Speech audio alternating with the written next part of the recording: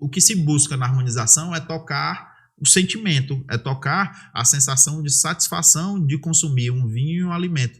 Então, quanto mais possibilidades se tiver com essa harmonização, e principalmente, acho que o grande grave, ou até a forma como ele possa ter abordado, eu estou querendo satisfazer a sua expectativa.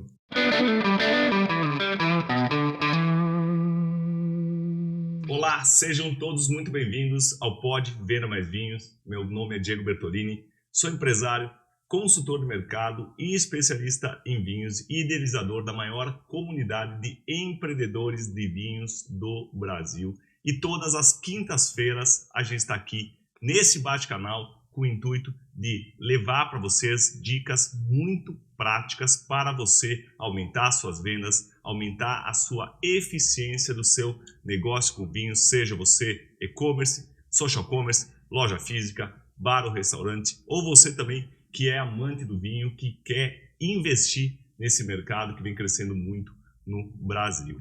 Então, pessoal, não deixe de dar o seu like, de você também seguir em todas as nossas plataformas aqui no Spotify, no YouTube, né, ativar as notificações, porque você sempre vai estar abastecido de muito conteúdo, né, de empreendedorismo com vinhos para você acelerar as suas vendas. E hoje, gente, a gente vai estar com uma pauta muito interessante, que a gente vai estar literalmente passando um guia para atender bem e você aumentar as vendas do seu negócio com vinhos. E eu tenho um amigo de longa data com o intuito, né, de a gente transmitir essas informações. Ele é doutorando, né, ele vai passar todo, né, o background dele, né, ele também é vice-presidente da ABS lá do Ceará, colunista, também sommelier, que atua e consultor de muitas cartas de vinho, e também sommelier do Empório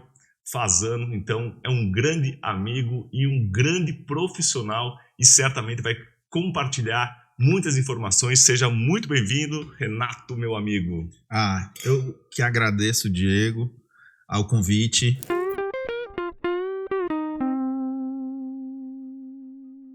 E dificilmente negaria a oportunidade de estar aqui conversando contigo, até porque sempre, já de longa data, eu acho que nos encontramos a primeira vez num curso de vinhos, numa formação do WSIT em Bento Gonçalves. É isso aí. Já há mais de 10 anos. Mas com certeza. Bem mais de 10 anos. Tá com o Eugênio ainda. Exato. E de lá para cá sempre tivemos muito contato e muito feliz de estar aqui, poder falar um pouco da minha experiência, poder falar um pouco de como acolher e como fazer com que os negócios de vinho vendam mais. Então, é isso aí, não, e tu tem uma longa data, né, e muita expertise, né, não só na parte de como educador, né, de ter formado aí um exército, principalmente no estado de Ceará e em todo o Nordeste, né, ter formado aí um exército de enófilos e também profissionais. Alguns então, bons. Isso é muito bacana, né, porque esse contato direto aí com o consumidor, mas também com profissionais é muito importante, mas também por estar lá na ponta, né, atendendo, tá lá no salão do restaurante, na loja, empórios, enfim. Então isso é muito importante, né? Esse é o nosso intuito aqui, Renato, vai estar levando dicas super práticas, né? E a gente vai estar falando, eu acho que um tema, né? E principalmente hoje, quando a gente olha para o consumidor de vinhos, né, a gente vê que quando ele busca, né? Hoje, grande parte dos consumidores de vinhos vai no supermercado, né? E principalmente o pequeno e médio, ele sempre pergunta para mim, como eu vou me diferenciar dos grandes? Né? E principalmente agora que a gente teve um boom do vinho, uma grande migração para novos consumidores regulares, esse consumidor com maior nível de consciência, ele busca lojas especializadas, tanto virtuais como físicas, e também restaurantes que oferecem um bom serviço. E com essa tua experiência, o que tu coloca como ponto principal no atendimento, e se esse atendimento é visto como valor juntamente aos clientes e aos empresários? Olha, Diego, sem dúvida, existem duas frentes. Uma eu preciso de um cliente e eu preciso entender quem é esse cliente. independente de onde eu esteja, vai sempre ter o meu cliente. E eu preciso saber para qual cliente eu atendo. Então, a visão do estabelecimento frente a quem eu vou atender e tentar identificar isso e oferecer. E essa é a segunda parte, saber oferecer, ou seja, ter um portfólio ou um serviço de acordo com aquele cliente. Claro. Então, diferentes classes, diferentes localizações, a gente precisa ter um atendimento focado para identificar qual é a necessidade. Às vezes é uma experiência, um serviço, um atendimento em um restaurante é proporcionar uma noite que seja agradável. Não somos nós que aparecemos, é o vinho, é o produto que a gente tem, mas como a gente entrega, como a gente cria aquele ambiente. E no caso de eventualmente uma loja, um empório ou um e-commerce, é ter oportunidades de proporcionar aquilo que a busca por produtos que o cliente de determinadas ou classes ou entendimentos em relação ao vinho tenham. Então, duas frentes. Eu acho que como eu me preparo para oferecer e como eu olho para esse cliente, como eu faço o diagnóstico desse cliente. Então, acho que isso são duas frentes que nós somos um meio, um veículo. Isso. A gente está ali para fazer o meio do campo. Moderador, né? Isso. Né? Isso é muito bacana. Então, o atendente nada mais é que o moderador. Ele não está lá para dar aula. Isso. Né? O sommelier não é para dar aula. É lógico, tem que entender, mas tem que entender para si para poder conseguir reagir a situações, porque acontecem diversas situações que você precisa, com o entendimento, você vai contornando alguns questionamentos que podem ser feitos ou proporcionar algumas situações que podem vir no meio ali do serviço, no meio daquele evento que pode estar acontecendo. Então, o conhecimento é fundamental para você ter repertório, para conseguir reagir a situações mais complicadas. Mas é fundamental que o vinho seja o protagonista. Nós estamos falando de vinho, nós estamos falando de um produto que conta uma história, que conta sobre uma matéria-prima, que tem pessoas que cuidam disso, depois outras assumem a produção desse produto, que obviamente vai entregar o que aquela matéria-prima, o que aquela região tem para dizer. Enfim, existem diversas formas de se ver o vinho. E não é o sommelier que vai ou que deve assumir esse protagonismo, de forma alguma. Sempre será o produto, sempre será a entrega, sempre será o momento. Como o cliente vê o negócio e não nós. Nós estamos ali no meio do campo. No meio do campo. Distribuindo a bola. Como o articulador, né? Enfim, literalmente o armador. E eu acho que é o primeiro ponto. A gente conversou antes desse podcast, a gente separou 8 pontos em relação para a gente transmitir para esses empresários. E visto, né, eu acho que tu falou em relação a essa orientação e o profissional de atendimento, seja ele o proprietário da loja, um atendente, um sommelier, etc. Eu acho que o primeiro ponto é a gente estar orientado ao cliente, ou seja, conhecê-lo, né, e conhecer o seu público-alvo, que é o perfil do seu cliente. Porque conhecendo o perfil do que você quer atingir, você tem segurança do que você vai oferecer. Sim. Né? Então, hoje, né, até dados do nosso amigo Rodrigo Lanari, né, da Wine Intelligence, né, que o consumidor, o estudo que a Wine Intelligence fez em relação ao consumidor, não só digital, mas que busca em lojas especializadas, ele acessa uma loja especializada primeiro, né, por um bom atendimento, que é o foco desse podcast. 2, por sortimento, ou seja, mais opções. Curadoria. Saber buscar, como encontrar. E também a questão de diversas faixas de preço, né? Principalmente mais no e-commerce, né? Que no e-commerce tu consegue pesquisar e fazer essa comparação de preço, né? Mas a compreensão do público-alvo, né? Ou seja, do cliente, ela é o ponto, né, crucial para dar clareza, porque depois é envelopar e levar a mensagem, concorda? Sim, perfeitamente. Perfeitamente. E independente do tamanho que esse e-commerce tenha, você pode desde um pequeno, com ainda pouca diversidade, mas você pode encontrar estilos e possibilidades para todos os públicos. Agora, óbvio, você precisa entender onde é que você está se localizando, quem é o público que te acessa, qual a necessidade dele. No e-commerce se trabalha muito mais a oportunidade de preço. Se busca comparações numa loja especializada, se busca uma curadoria especializada, se busca algum atendimento que me diga aqui o que é o diferente. Porque o que é igual, normalmente se consegue buscar pela internet. As grandes marcas, os principais estilos de produção de vinhos se consegue acessar fácil.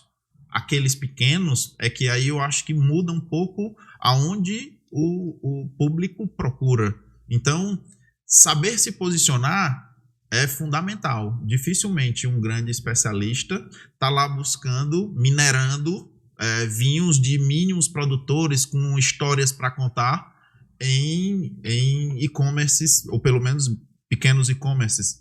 Normalmente isso requer uma atividade de curadoria um pouco mais especializada. Então já vai se buscar em e-commerces que já tem um pouco essa atribuição já bem definida. Então, acho que é fundamental você saber se posicionar. O que é que você está entregando hoje? O que é que você pode entregar daqui a pouco? O que é que você vai entregar daqui a... O que é que você quer... Aonde você quer chegar há algum tempo, né? E assim você se prepara para isso, né? E é bacana, né? Porque entendendo, e ainda mais que a gente está hoje num ambiente de multicanalidade, ou seja, né?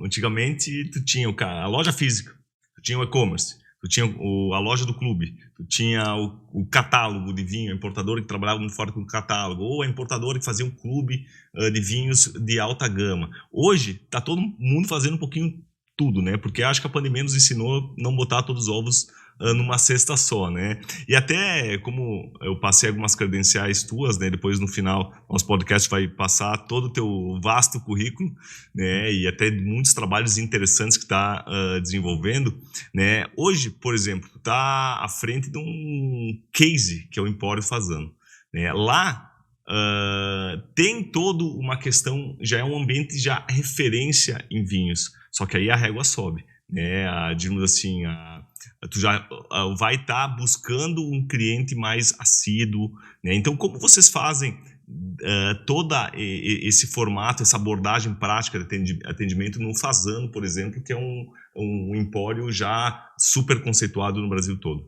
Sim, na verdade, estamos falando de uma grife de gastronomia de mais de 120 anos. Acho que é a principal marca de gastronomia brasileira, que embora a família seja italiana, mas é uma grife 100% brasileira. Sim. Foi criada em 1902, em São Paulo, e a partir daí, com muito afinco, com muita dedicação dos seus criadores e gestores, chegaram hoje com mais de 120 anos em um nível altíssimo de crescimento e de entrega. Imaginem vocês que a hotelaria e restauração hoje, que já não é só a restauração, já não é só restaurantes, hoje já tem a hotelaria, e cria-se um equipamento que é dando a oportunidade ao grande público a entender um pouco do que essa grife oferece. Então, o Empório Fasano hoje não é somente um empório, é um local onde você experimenta da grife Fasano, da grife da restauração, de hotelaria em alto nível, com a curadoria que tem por base o acolhimento. Então, quando você fala de a régua sobe na entrega do serviço de acolhimento da marca, de saber receber pessoas e identificá-las. Mas, mesmo nesse alto nível de entrega, por mais que estamos falando de uma grife que é tida como uma grife de luxo, e sim, atende grande parte do mercado de luxo, nós temos vinhos de todas as faixas de preço. Porque independente dessa classe, independente de quem entra lá, tem sempre a oportunidade de provar o que esses mais de 100 anos de acolhimento, de restauração e hotelaria tem para proporcionar. Então, nós temos vinhos de R$70, nós temos vinhos, tem produtos de absolutamente todas as faixas de preço. E acho que o grande lance de estar hoje lá é entender que o bom atendimento, o serviço classe A, o mercado de luxo, não necessariamente quer só um diamante, quer entender o que O que se entrega dentro dessa grife que tem aí mais de 120 anos. E acho que lá a gente consegue fazer isso. Então, em um atendimento mais simples, mais fácil, mais acessível, do que agendamentos na restauração, na hotelaria, enfim. Lá está acessível a chegar na porta e entrar e passear e provar de produtos que estão sendo degustados, como um empório normal, e produtos de uma curadoria de altíssimo nível. Agora, aí sim, nós temos a grande responsabilidade de buscar, independente da faixa de preços que se atua, buscar o melhor das faixas de preço que a gente pode ofertar, e eu acho que é aí que a gente marca aonde a gente está, aonde o serviço que a gente quer prestar, né? E eu acho que muito bacana, né, Renato, essa questão da identidade. Tu tá muito bem começar, uma grife de mais de 120 anos, né, que é o Fasano, que criou e, digamos assim, posicionou grandes marcas de vinho no mercado brasileiro, porém, hoje, dando acessibilidade para o consumidor em geral ter essa experiência, né? Então, tendo essa imagem de luxo, mas democrática ao mesmo tempo. Sim. Então, isso é questão do atendimento, né? E tu ter uma identidade, né? E levar. Então, eu acho que o atendimento, ele vai muito na questão de você, como a gente falou anteriormente, entender o consumidor e, principalmente, mais que isso, identificar o que ele quer. Né? Porque não adianta a gente ir lá, né, ter melhor equipe de qualificação e chegar de uma forma assim, descarregando conteúdo. A gente tem que suprir e sempre, com poucas perguntas conduzir a venda. É buscar cumprir, satisfazer uma expectativa. Sempre é isso.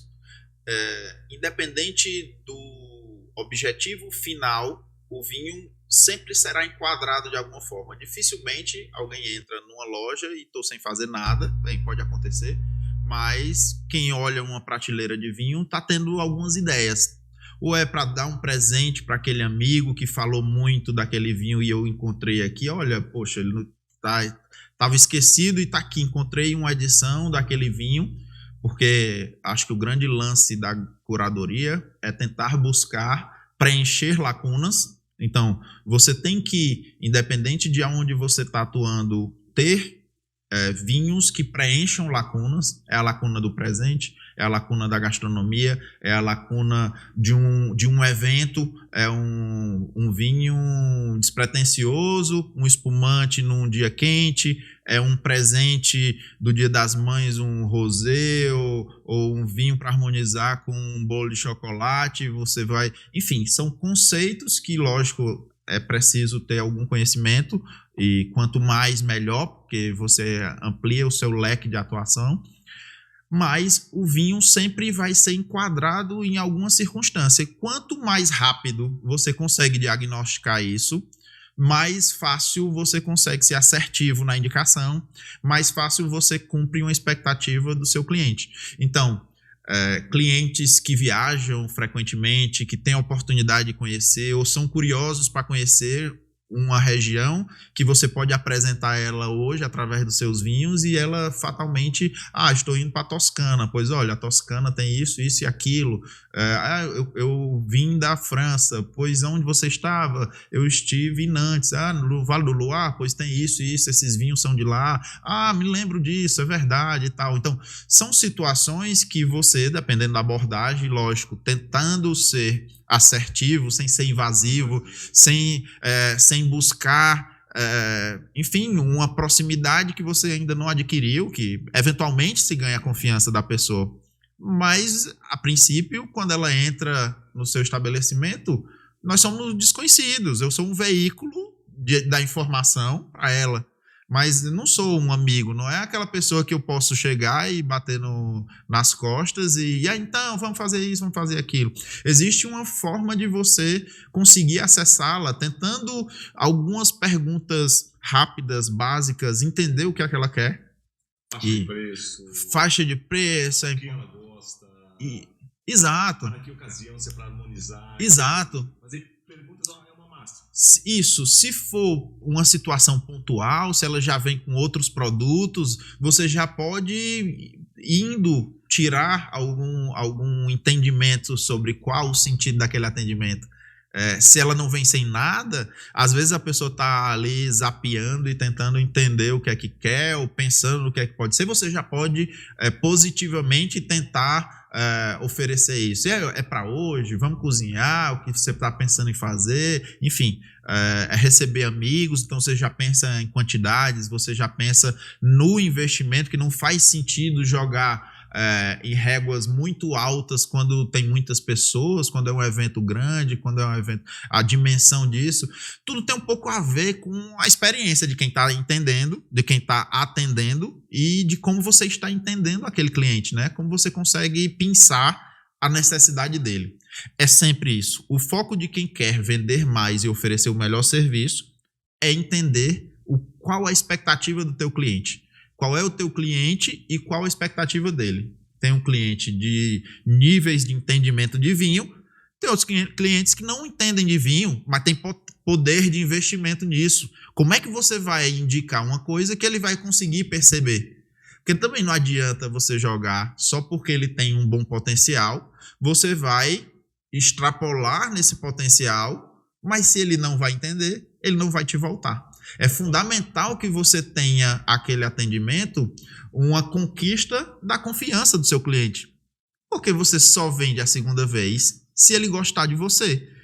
Gostar do que você prestou, do serviço que você prestou, da recepção num determinado evento, se é um restaurante, ou do produto que você indicou, se ele deu o resultado final. Às vezes a pessoa quer um vinho porque vai sentar com os amigos e ele quer apresentar uma noite de determinados vinhos, é uma confraria e eu preciso levar um vinho português XYZ. Então, você está vendo que ele está em um nível de competição, ele está querendo mostrar um valor, ele está querendo impressionar, é um estilo XYZ. Outra coisa é ele querer um vinho porque ele gosta de vinhos com característica XYZ e assim vocês vão conversando e tentando entender esse cliente, acho. Tem dois pontos interessantes que é, primeiro, a sensibilidade e outro ponto, Renato, que eu vejo assim, que tu como um profissional que já tem uma ampla vivência no mercado, que é a não soberba. Né? Primeiro, a sensibilidade de identificar o que o cliente quer, fazendo perguntas, né, entendendo como um bom exemplo que tu colocou, se o cara quer impressionar, se ele quer harmonizar, ou se ele quer um vinho de custo-benefício, com algumas perguntas, ou se ele buscar alguma memória que ele teve de uma viagem, ou uma memória olfativa de criança, enfim, por exemplo, aqui, lembra muito Bala Sete Belo, ameixa, sabe? Então, tem esse Pinot Noir aqui, né? Então, buscar algum elemento que faça gerar uma conexão com o cliente. Mas, para isso, a gente tem que ter humildade. Né? E, pô, Renato, tu é um cara que tem doutorado, formado em engenharia química, doutorado na Unicamp, agora está na finalíssima, né, do melhor sommelier do Brasil, né, pela terceira vez, né? Terceira vez. Pela terceira vez, então... Tomara que venha agora. Agora, estamos aí com um futuro... Vou até beber. Estamos aqui com o futuro melhor sommelier do Brasil, se Deus quiser. Né? Não, isso você pode dizer, porque pode não ser esse ano, mas em algum momento será. Então, isso se faz até ganhar. Isso aí. Então, estamos aqui com o futuro melhor sommelier do Brasil, né? Mas para isso, gente, o conhecimento é muito importante, é buscar informação, doutorado fora, visitou várias regiões de vinhos do mundo, mas no atendimento, quem é o rei é o cliente. Então não é mostrar, não é uma competição de quem é melhor, sempre, quem sabe mais. Sempre. Todo esse conhecimento, mestrado em Portugal, doutorado na Unicamp, buscar viajar, buscar conhecimento, ler, é simplesmente para você conseguir ter ferramentas para entregar. O sommelier é um mecanismo, é simplesmente um veículo. Eu vou ser bom, e aí, lógico, todo mundo humano tem vaidade de querer ser bom, de querer buscar. Eu tenho demais isso, lógico. digo isso pro meu filho, que quero tentar ser o melhor sempre que eu faço, sempre que eu busco, mas o atendimento é entrega. O sommelier é um servidor. Então, de coração, eu fico feliz quando o cliente sai de lá dizendo que muito bom, a noite hoje foi fantástica, o jantar foi fantástico, a sua indicação foi um sucesso, ou aquele vinho que eu dei, a pessoa adorou, conhecia, mas ainda não tinha provado, ouviu falar, ou enfim, alguma situação onde o retorno é positivo. Quando eu ministro um evento e a pessoa diz, fantástico a forma como você conduz, porque eu aprendi hoje coisas que eu não tinha aprendido ainda, e foi uma noite super tranquila, não foi um evento chato, não foi uma aula, foi simplesmente um evento onde eu saí com muito conhecimento. Então, tudo isso é nada, tudo isso é para tentar entregar o vinho da melhor forma. Entender sobre o serviço é entender a forma como esse vinho deve se comportar, o momento que ele deve ser servido, a temperatura que ele deve ser servido, com o que ele deve ser servido, no momento que ele deve ser servido. Todo conhecimento é para embasar a experiência do público, é quem vem novamente, é quem a gente tem que conquistar uma confiança. Não adianta nada ele sair de onde eu estou dizendo que eu sou o máximo, mas que não entrega.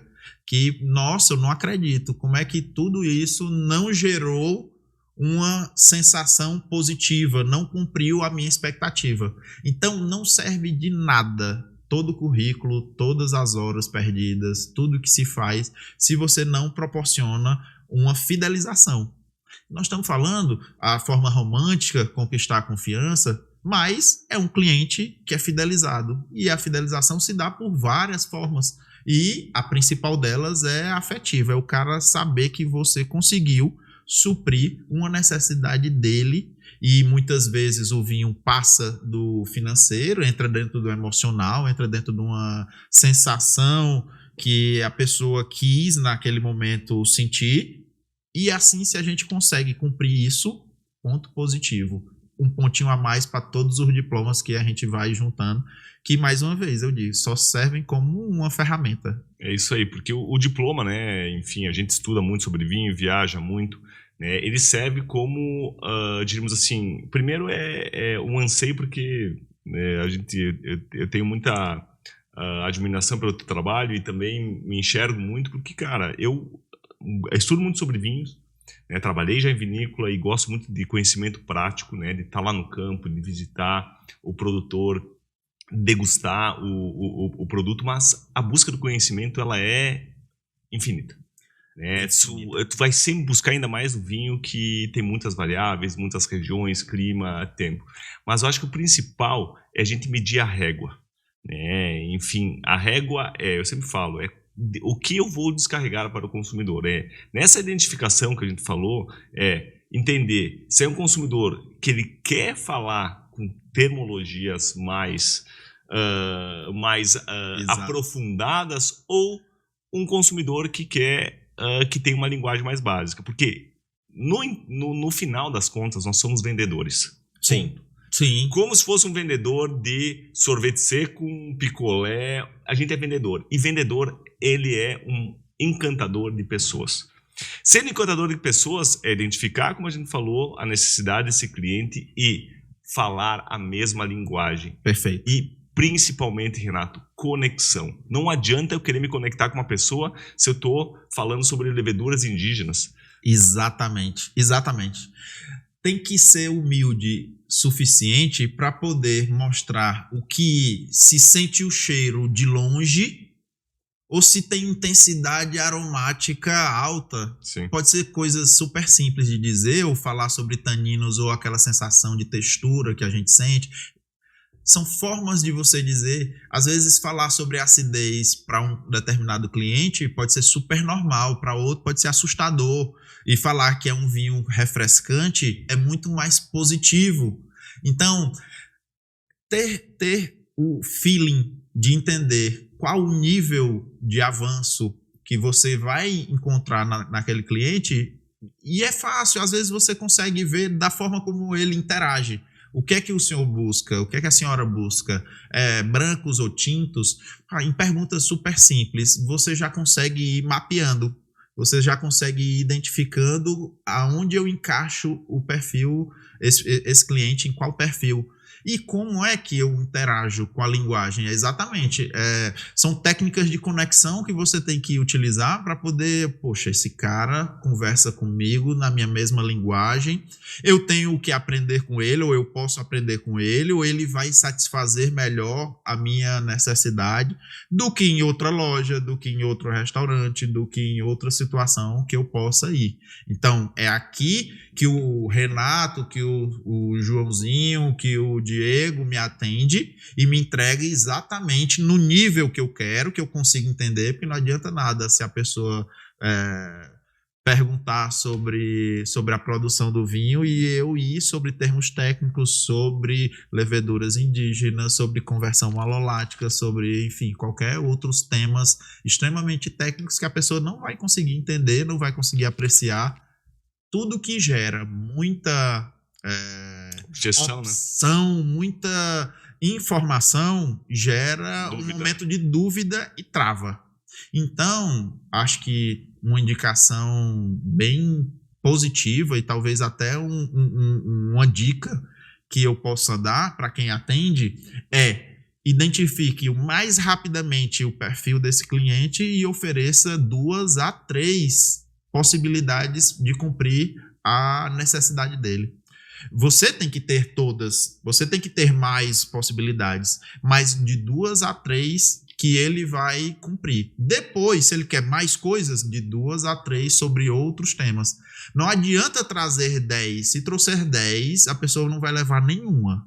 Não vai comprar nada. Se você disser, olha, qual é o vinho que você quer? Eu gosto de tudo. Gosta de tudo? Beleza, pois eu tenho o mundo todo aqui para você. Pronto, ela não compra nenhum. Se disser, eu gosto de tudo, pois tá aqui, eu tenho esse vinho que é assim, assim, assado, tenho esse que é assim, tenho esse que é assim. A pessoa vai comprar 1, ou 2, ou até os 3, se gosta de tudo. Então, se você for criar dúvidas, você vai ficar sempre teorizando. E a venda é uma conexão.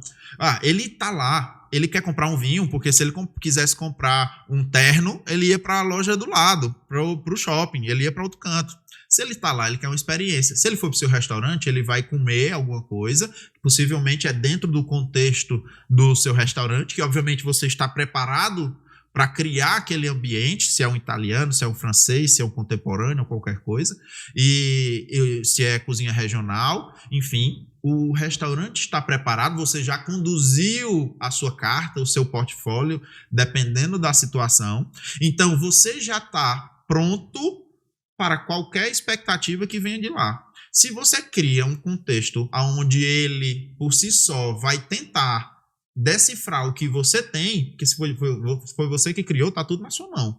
Você que tem que conduzir. É você que tem que dizer a ele, olha, de acordo com o que você está dizendo, isso é uma opção, isso é a segunda. Tá? Ele pode gostar de 2, se gosta de mais assim, se gosta de mais assado, decida. E aí, quando ele decide, a chance dessa assertividade ser atingida é muito maior. Se gera dúvida, o cara vai lá, vem cá e me dê uma água com gás que eu vou pensar e daqui a pouco chega uma coisa e eu já não sei, me dê um drink ou me dê uma cerveja ou qualquer coisa, tudo se dilui e não é por vender um drink ou vender uma cerveja, porque às vezes o seu sistema cobre tudo, o sommelier tem que atuar em todas as frentes, pode até oferecer uma cerveja, dependendo da expectativa, porque hoje ele toma uma cerveja, amanhã ele vem com mais tempo e toma um vinho, aí depois ele consome tudo, se hoje ele come só um prato, amanhã ele vem para um menu completo. Então, é a forma como você acolhe, identifica e oferta e direciona para cumprir essa necessidade. E é rápido, porque você tem que fazer isso de uma forma mais rápida e fácil, porque o evento dele não é com você. O evento dele é com o que ele veio usufruir, se é num restaurante, aquele momento com aquela pessoa, ou se é para levar para casa, se é para um presente ou se qualquer coisa. Não é com você. Ele não tem um encontro com o sommelier. A não ser que seja um evento de vinhos ou coisa e tal, que aí também você está ali dentro daquele momento querendo convencer de que o que você está apresentando é a experiência que ele quer. Eu quero ter uma noite de conhecimento sobre vinhos da França e vão lá apresentar 5, 6, 7, 10 vinhos Mas da ele França, demonstrou. Mas ele quis aquilo e você tem que entregar aquilo que ele quer. É isso aí. Então, é sempre isso. Servir. É sempre servir, é sempre entregar o que ele quer. Nós não estamos ali, nós não somos um objeto de arte, ele não vem para olhar para a gente, ele vem para olhar o que a gente pode entregar.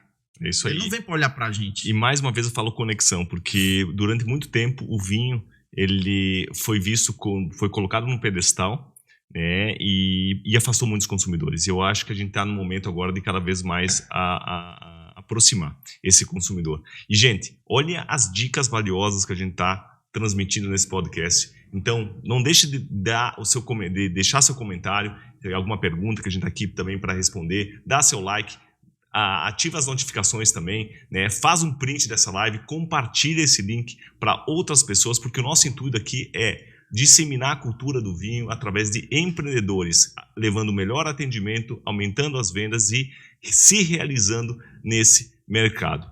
Vamos lá, a gente falou muito de experiência do cliente, atendimento, né, identificar esse cliente, né, o perfil desse cliente, o desejo desse cliente, mas também o ambiente conta muito. Ou seja, né, tanto o ambiente de uma loja virtual, que tu vai segmentar, né, o ambiente da loja virtual, tu tem menos calor, é mais frio.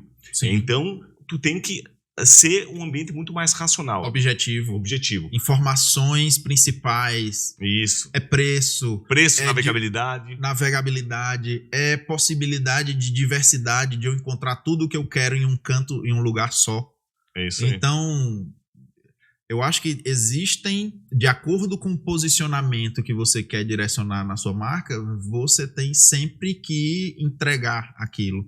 Então, eventualmente, quando você vai mudando de camadas e tentando entender um pouco o seu público, que o que está saindo é mais isso, o que está saindo é mais aquilo, aí você começa a ir ampliando o leque, tentando trazer mais possibilidades, mas nada mais do que dar a oportunidade dele conseguir encontrar tudo com você. Total. Então, pela facilidade, pela entrega, pela diversidade e pela oportunidade, que a ocasião do preço e a possibilidade de ter tudo em um local só. Total. E a loja física, então, a loja virtual, desculpa, ela tem essa questão de racionalidade, navegabilidade, filtros, opções, né? Muitas vezes pode botar conteúdos em forma de texto, imagens também para gerar esse desejo.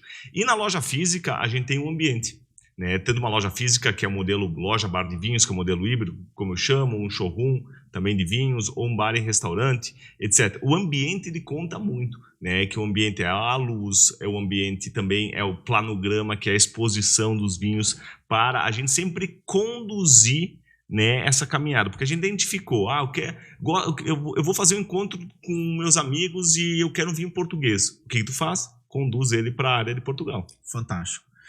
E tanto você, se tiver esse atendimento especializado para receber, para acolher, é óbvio que nem todo mundo tem a possibilidade de ter mais de um atendente ou várias pessoas com nível de fluidez de condução, mas que você se posicione de uma forma que o cliente, que às vezes tem clientes mais autônomos, que gostam de navegar, você conseguir posicionar as prateleiras de forma que ele por si só consiga navegar, de forma que ele consiga entender, por exemplo, que quando eu vejo Portugal do lado da Espanha, depois eu tenho França, Itália, depois França, depois Itália, eu estou entrando dentro do continente europeu e aí existe uma sequência que eu possa ser conduzido e, eu quero Alemanha, então deixa eu andar um pouquinho mais rápido aqui, porque eu ainda estou na Espanha, e depois vai ter a França, e depois vai ter a Itália, e depois, se você consegue identificar a sua loja, mapear ela, você vai fazer com que o cliente mais autônomo consiga navegar. É o mesmo caso de um site que consiga fazer filtros de uma forma mais fácil. Se eu quero um branco, vou só puxar brancos, eu escrevo só branco, mas se eu quero um Chardonnay X, se eu quero Borgonha Y, se eu quero Piemonte Z. Então, quando você faz um filtro no e-commerce, na loja física, você também tem que fazer um filtro. Se você embaralhar tudo, se você vai colocar por ordem alfabética de produtores, e aí dentro dos vinhos tá lá espumantes, brancos, tintos, fortificados, até a pessoa lembrar que existe um produtor XYZ, Trimbach da Alsácia é A, mas Trimbach é T, que é branco, então você nunca vai conseguir ser assertivo. É uma loteria.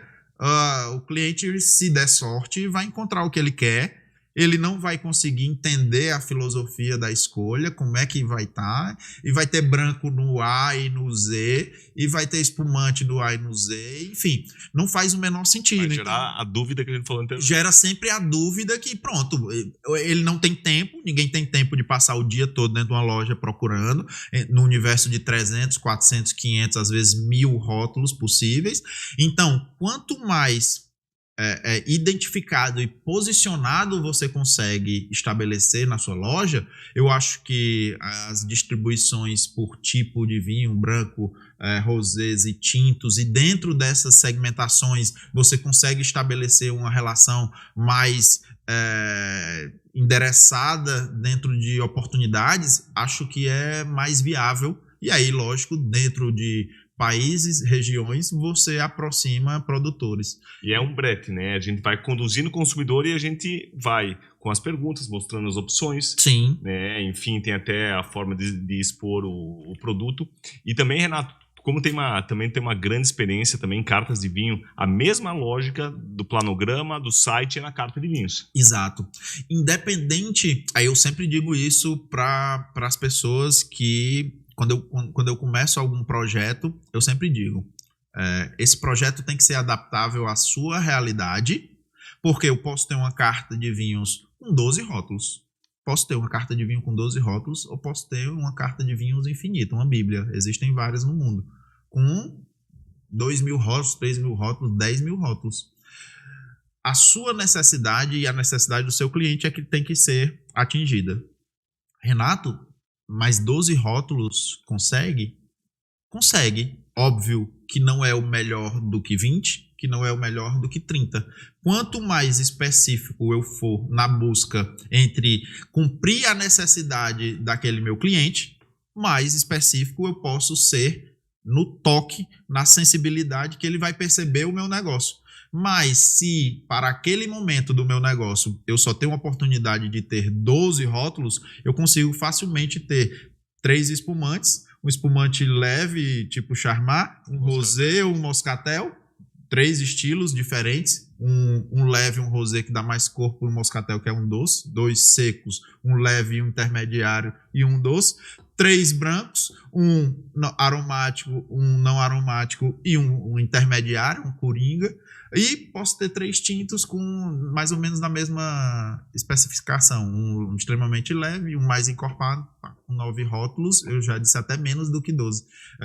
A gente tem a oportunidade de ter. Como é que eu encontro esses rótulos? Também é uma oportunidade de você entender onde é que eu vou estabelecer, com quem que eu vou vender, qual a oportunidade que eu tenho de compra, porque tudo, a experiência, mas a experiência é um negócio.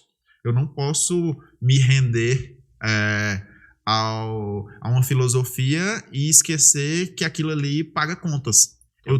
Eu tenho que fazer com que isso seja rentável. E para ser rentável, eu tenho que ter um limite de investimento em vinhos, que eu acho que sempre vale a pena investir um pouquinho mais, porque no final das contas, a bebida numa noite, num restaurante, faz com que a noite seja sempre melhor, eleve as expectativas, faz com que a pessoa saia com a sensação de satisfação, de emoção sempre maior. Se você consegue introduzir a bebida e bem, não é só introduzir, tem que saber fazer com cuidado, com relevância, com pontualidade que o cliente deseja e como ele quer que seja satisfeita aquela necessidade dele, né? Aquela experiência. Então, você pode, independente do tamanho, agora é fundamental entender o que é a filosofia do meu estabelecimento. É um restaurante que tem conceito. É uma comida portuguesa, é comida espanhola. Convém que quem vá buscar comida espanhola também tenha a expectativa de consumir vinhos espanhóis. É fundamental que só tenha isso? Claro que não. E muito pelo contrário, é bom sempre ter algumas ressalvas, mas é importante que você conduza aquela experiência, a experiência espanhola, porque foi buscada lá. Então, é óbvio que quem entra num restaurante de cozinha espanhola tem a expectativa de consumir um prato que consumiu numa viagem, certamente vai ter um vinho associado a isso. Então, aquela experiência que ele está se preparando para usufruir futuramente, ou que já usufruiu e quer lembrar. Enfim, são sensibilidades que as ferramentas que você vai adquirindo à medida que o tempo vai passando te dão para sempre, só lembrando, sempre promover a melhor experiência, promover o cumprimento da expectativa que o cliente tem para você. E é muito bacana a gente identificar isso, porque o atendimento, as pessoas às vezes elas colocam e só tomam menção como abordagem. O atendimento é a experiência total. Completa. Que ela está. É da chegada até a despedida. É isso aí. Você tem sempre que entregar a última expectativa. Até ao final, volte sempre. Espero que tenham gostado da experiência. O boa noite que vem de lá tem que ir daqui para lá de alguma forma. Tudo que vier de lá tem que ter um retorno, tem que ter o acolhimento, o entendimento, o processamento daquela informação e uma resposta que venha a ser positiva, que gere uma próxima oportunidade. Isso. E volte sempre que uma outra oportunidade só prova aquele que você não conseguiu provar hoje ou agora, ou aquele prato, eu espero que esteja melhor. Tem sempre alguma coisa carinhosa, algum afago que você entrega quando o cliente vai. E ele vai sempre ter isso, desde o boa noite na chegada até essa última frase de carinho, de acolhimento e de boa noite, de entrega na isso saída. Aí, o atendimento o zelo pelo cliente, levar a informação correta, atender a expectativa dele, né? E eu falo, gente, que um exemplo, a gente voltando na questão da carta de vinho, e a gente falou de planograma, da divisão por país, mas a carta de vinho, a divisão também, ela ajuda a não ter dúvida. E principalmente, a dica que eu dou para muitos bares, restaurantes e também lojas, principalmente lojas que trabalham nesse modelo híbrido, estão indo para um bar de vinhos, é ter a seção de vinhos em taça. Porque, por exemplo, né, eu gosto muito de provar, às vezes, uma entradinha que é no vinho branco ou um espumante. E tem vinho em taça, sim, vou pedir vinho em taça. Depois eu vou pedir uma garrafa, às vezes, de tinto. Sim. Mas, às vezes, eu quero só para welcome drink. Sim, né? sim. E tendo vinho em taça, um espumante, um vinho branco ou um espumante em taça, ótimo. E aí, o que aconteceu agora, final de semana passado, eu fui num restaurante, tá, especializado em gastronomia brasileira, e tinha uma carta muito legal de curadoria com vinhos brasileiros, né? E aí, ele chegou assim no final... O sommelier falou, você viu que você gastou mais de vinho em taça que uma garrafa. E aí o que eu respondi para ele? Eu disse, mas tu não imagina muito mais a minha experiência que eu tô. Eu tomei 3 taças ao mesmo preço de uma garrafa, que seriam 6 taças. Sim. Mas eu saí muito mais satisfeito, porque minha esposa estava tomando uma medicação, não poderia, então eu não ia consumir talvez por uma garrafa, daí tinha opções e variedades de vinho em taça. Eu comecei com espumante, fui para um Gewürztraminer e terminei com um tinto de médio corpo. Sim. Tinha 2 opções de vinho tinto em taça, um vinho era um vinho um varietal e um vinho um blend que tinha um pouquinho mais de estrutura. E aí com o prato que eu pedi como se fosse uma muqueca, né, que era um pouquinho mais condimentado, disse, até vou dar uma brincadinha com um tintozinho, né? Até se sobressaiu um pouquinho, mas o ponto é, eu estava lá para fazer essa... Foi a harmonização perfeita? Não, mas eu saí realizado. Nem existe harmonização perfeita, tudo é uma questão de percepção, tudo é uma questão de emoção. No final das contas, aí eu acho que é interessante falar sobre isso. A harmonização é sensorial, a fisiologia é um impacto muito pequeno. A combinação vinho-comida é cérebro, é a sensação de satisfação depois que eu provo duas coisas e elas são tão boas quanto isoladas, e quando eu provo as duas, uma depois da outra, aquela percepção me dá mais posição, me dá mais sentimento de que é melhor esse vinho, depois eu como esse pedaço de comida, e quando eu provo esse vinho eu sinto os dois brincando e me dando prazer, e cada vez esse prazer vai se repetindo, e com isso eu consigo evoluir na minha alimentação. Não é simplesmente uma combinação vinho e comida, não existe uma ciência matemática, pode até existir, né? Isso que a gente está estudando no doutorado, a combinação vinhos e gostos básicos, né? Mas fisiologicamente, isso é um impacto muito pequeno. O que se busca na harmonização é tocar o sentimento, é tocar a sensação de satisfação de consumir um vinho e um alimento. Então, quanto mais possibilidades se tiver com essa harmonização, e principalmente, acho que o grande grave, ou até a forma como ele possa ter abordado, eu estou querendo satisfazer a sua expectativa. A sua expectativa é provar coisas diferentes, que sejam coisas diferentes que a gente possa oferecer. Não é necessariamente eu tenha mais vantagem financeira, porque nem todo mundo precisa desse cuidado financeiro. Às vezes o cara quer, se compram carros e existem pessoas que têm coleções de carros e não andam nos carros. Não é para usufruir diretamente de um benefício financeiro que nós estamos lá. Não é para dizer que vale mais a pena você comprar esse vinho do que aquele, que você vai economizar, porque esse tem um custo-benefício melhor e tal e coisa.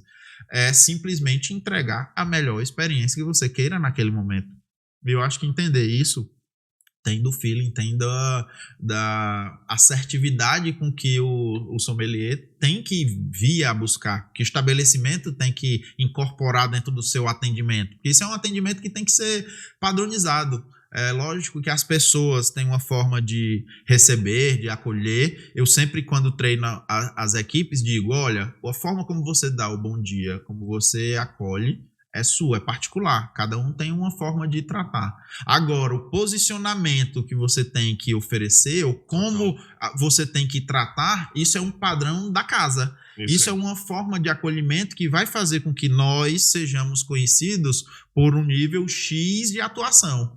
Eu tenho a oportunidade de perguntar se a pessoa quer navegar sobre vários estilos de vinho, porque eu tenho o serviço em taça, se ofereça isso. Independente disso ser positivamente financeiro para ela, porque comprar uma garrafa é melhor, pode até ser oferecido isso como vantagem. Se você observar que ele diz, pois é, mas muitas taças e não sei o quê, pois uma garrafa só que harmonize com todos os pratos, obviamente vai fugir um pouco aqui, um pouco ali, mas se você quiser só uma indicação para esses 3 pratos que você tá pedindo, seria essa indicação. É tentar sempre buscar satisfazer aquela necessidade. Quando você consegue fazer isso e mostra, e o cliente identifica que você está cuidando dele, é que você está acolhendo, está recebendo, está entregando.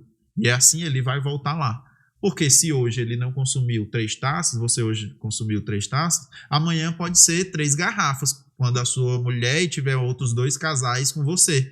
Poxa, aquele restaurante é muito bom, porque você já disse que a carta dele é boa, porque ele tem opções de vinho bacana. Outro dia que você tiver com outros 2 casais, vão ser 3 garrafas, 4 garrafas. É isso aí. Porque já são 6 pessoas. E atender, porque não é o valor financeiro, né? É sempre acolher o cliente, como o bem falou, mas o valor financeiro é a pessoa sair realizada. Né? Enfim. Tudo que está no restaurante está precificado para deixar rentabilidade para o restaurante. Não deve ter nenhum produto que não deixe, salvo, não sei, alguma posição política. Eu quero mostrar esse produto da minha região, eu não ganho muito, mas eu quero mostrar para todo mundo que eu produzo isso. Não sei, pode até acontecer. acho pouco provável que alguém coloque algum produto com a rentabilidade. Pode até ter rentabilidade baixa, mas não rentável, Claro. não. Mas o que eu quero dizer é que tudo que está lá pode oferecer. Não tenha medo de entregar ao cliente o que ele pede, porque tudo que está lá vai dar retorno. Então, entregue sempre. Você que está no serviço, que está trabalhando para dar rentabilidade, você que está oferecendo um bom serviço para o seu cliente, entregue o melhor para ele, porque tudo que está na sua loja, tudo que está no seu restaurante, já vai dar retorno para quem é o dono, para o empresário, para quem está ali posicionando lá. Então, se dedique ao cliente, a satisfazer a necessidade dele. Você conseguindo isso, certamente ele vai voltar. Certamente a relação de confiança vai ser estabelecida. Certamente quando você entrega o que você está oferecendo bem, ele vai voltar outras vezes e aí vai trazer mais pessoas. E ele vindo mais vezes já são tantas outras. E ele vai hoje em dia ainda existe isso, ele vai lhe mostrar para mais pessoas, olha que maravilha, Indicação. olha esse vinho bacana que eu estou provando aqui, conheci hoje e estou adorando um vinho, um Pinot Noir leve, frutado, com intensidade aromática bem bacana, super refrescante, é um vinho muito bacana. Bacana, e eu sou suspeito para falar desse vinho. É, não é? O que tu achou do vinho agora? É como eu disse, achei super bacana um vinho de uma uva difícil, tida como difícil, mas que faz vinhos super agradáveis desde a entrada. Aqui é um vinho que é menos complexo, ele tá dando uma nota muito mais primária, muito mais frutada, muito mais framboesa. Tu falou aí da Bala. Bala Sete Belo. Pois é, Bala Sete Belo. Eu vou dizer, eu acho a Bala Sete Belo tem aquela exuberância, intensidade aromática um pouco artificial. Aqui eu sinto mais fruta fresca. Fruta fresca, né? Muito mais fruta fresca. E como tem uma acidez, uma refrescância, mesmo não estando numa temperatura de serviço que pode ser tida como melhor se tiver um pouquinho mais resfriado, mas ainda dá aquela sensação de refrescância, o que é super positivo. Porque ele não é nunca será enjoativo. Sempre porque normalmente quando se associa aromas adocicados, porque o aroma não é doce, o gosto doce é um gosto particular da molécula de açúcar, das moléculas de fracionamento de carboidratos,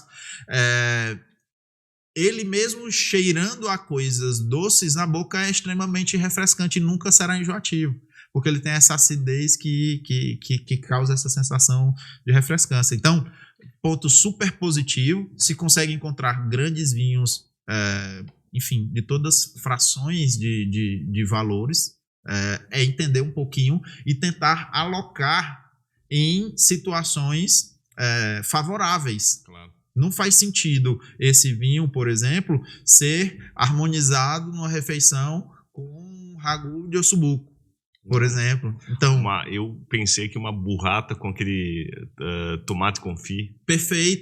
Perfeito. E aí você dá ali alguma instrução a mais sensorial, o tomate já tem um toque de acidez, já tem um pouco mais de suculência, a burrata é um leite fresco, é um queijo feito de leite fresco, então tem ali um stracciatella, aquele creme que fica dentro, que dá suculência. Acho que é perfeito, vai super bem. Então, é assim que você vai valorizando os dois produtos e fazendo com que você perceba os dois ao mesmo tempo, e que a percepção de provar a burrata é melhor quando eu tenho um vinho acompanhando, e do vinho é melhor quando eu tenho aquele produto X, Y, Z, e no caso da burrata eu acho que sim. E eu acho muito legal porque antigamente, né, a gente via só vinhos tintos encorpados, ou com um residual de açúcar, no caso primitivo, ou Cabernet, Carmenère, enfim, vinhos que tinham mais estrutura. E eu fico muito feliz, né, com o crescimento de duas categorias no Brasil. Primeiro, vinhos brancos. Cara, que eu fico muito feliz, principalmente, né, no Ceará, lá, Fortaleza. Que há mais de 10 anos, a ABS tem hoje 12 anos de fundação. Eu sou diretor desde da fundação da ABS. Há mais de 10 anos, era muito difícil a gente ver uma carta de vinhos lá em Fortaleza, ou no estado do Ceará todo, que também tem as praias que são muito importantes, focos turísticos, com uma equivalência de vinhos brancos, espumantes e tintos. Mas como é que se entende isso? Se uma região quente, embora a gente não consuma vinho necessariamente em ambiente aberto, os grandes restaurantes todos são ambientados, todos são climatizados, então a temperatura de lá é a mesma temperatura da Europa, porque é a região de Champagne. Na Alemanha, você não consome um vinho na temperatura ambiente do fora. Então, mas as cartas há 15 anos atrás, em Fortaleza, no estado do Ceará, mesmo na praia, eram 80% de tintos e 20% de brancos. E olhe lá. Então, hoje, ver que isso é um movimento migratório já é um ponto positivo, porque o vinho é para a ocasião, é para o prato, não é necessariamente por causa do clima. Isso é muito cultural. Isso é cultural de quem não conhece outros vinhos. Então, se hoje tem mais vinhos brancos na carta, não é porque... É porque necessariamente mais pessoas estão pedindo, mais pessoas estão conhecendo, mais pessoas estão estudando, mais pessoas estão vendo a diversidade e a possibilidade de harmonização, peixes e frutos do mar com vinhos mais leves, um eventual consumo que vai mudando, que eu acho que é importante entender isso, aonde você atua, direciona o consumo. Se você tem, por exemplo, uma varanda e essa varanda você faz atendimento externo, fatalmente beber brancos e espumantes num balde de gelo não tem absolutamente nada de errado, porque no mundo todo é assim. Trincandinho. Isso.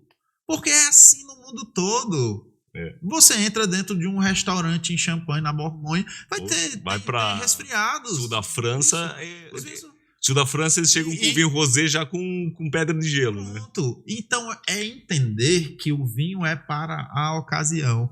E você tem quem presta o serviço do vinho que entregar ele na melhor condição para ele brilhar, para você mostrar o bom serviço. O bom serviço é entender que existem variações de atendimentos. É óbvio que em determinadas situações, na Serra Gaúcha, muitas vezes uma garrafa de vinho tinto vai ficar na mesa, pode ficar na mesa. Eu estou dizendo é que o ambiente pode deixar. Lá no estado do Ceará, eventualmente o vinho pode até precisar de um momento de ter um baldezinho de gelo para dar uma resfriada. E, obviamente, o serviço tem que entender que daqui a pouco eu tenho que tirar, porque ele tem que estar frio, mas não pode estar gelado, porque senão você já desvirtua também as percepções. E eu confesso, eu tô hoje consumindo, não degustando, porque ontem eu degustei 80 rótulos de França, né? Tava com um mentorando meu que tá importando vinhos da França. Ele é francês, mas tá morando no Brasil.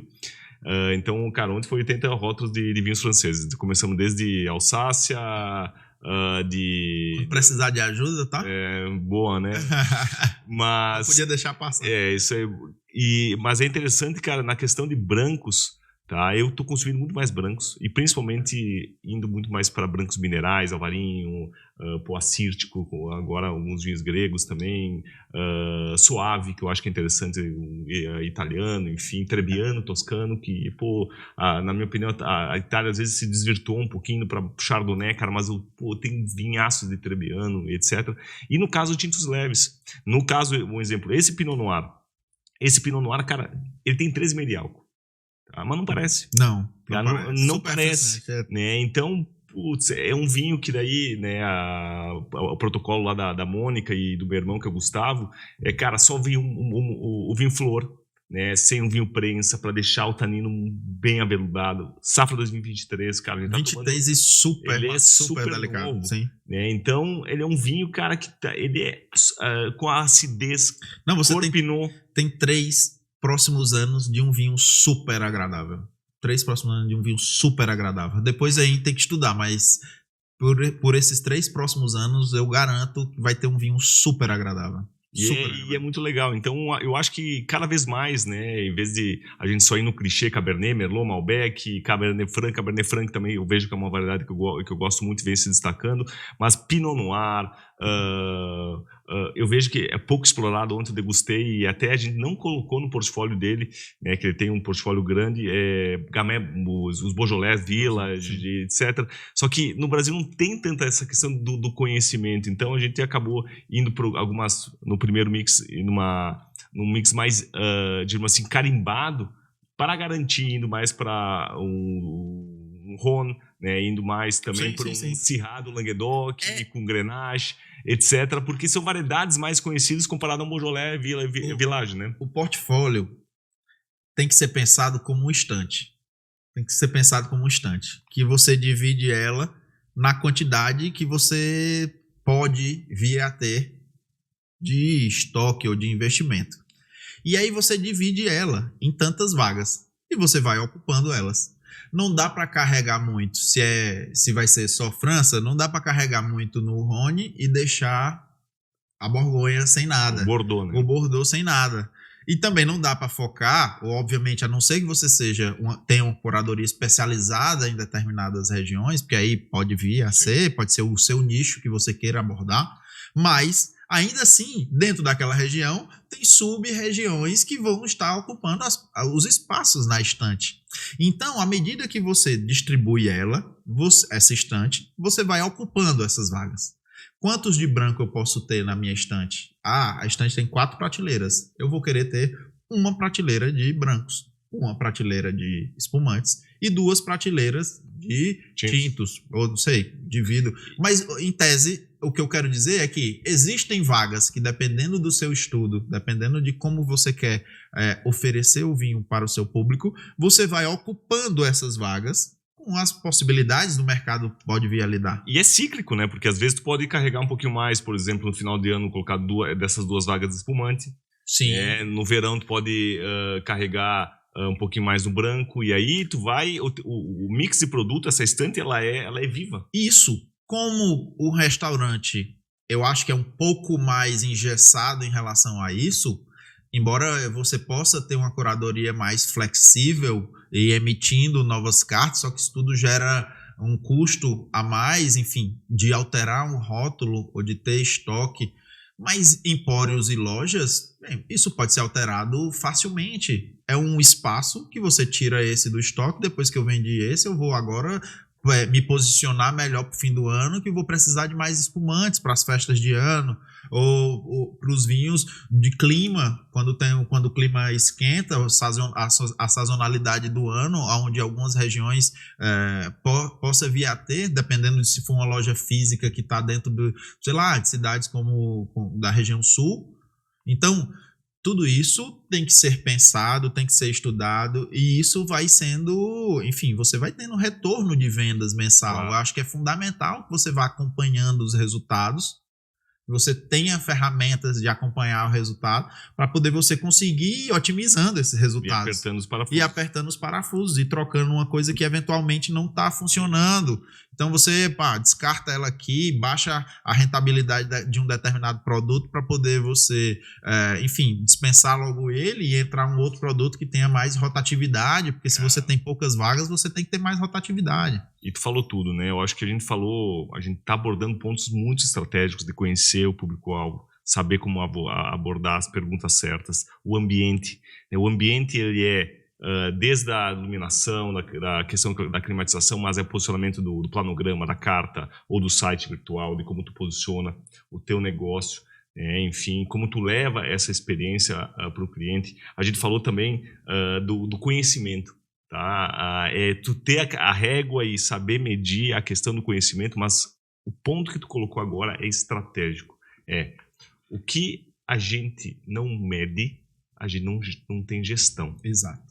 Tá? Então, uma das coisas que eu sempre falo para os empresários do vinho, porque esse é um mundo, gente, que ele tem uma poesia, ele é incrível, ele é sensorial, ele é apaixonante, mas ele precisa levar racionalidade e precisa de muito profissionalismo. O que é esse muito profissionalismo? Hoje, com ferramentas, tu tem um RP, tu tem um sistema de gestão integral, tu vai cadastrar, tu vai entender teu estoque, tu vai analisar as vendas do mês anterior e ver o que está mais vendendo. O que está mais vendendo? Está te proporcionando margem? O que tem estoque? Cara, por que não está vendendo? Porque, esse vinho não vende. Mas está oferecendo ele. Tá? Esse é Exato. A gente está oferecendo esse vinho. Vamos fazer um exemplo, né, da questão de flexibilidade de vinho em taça.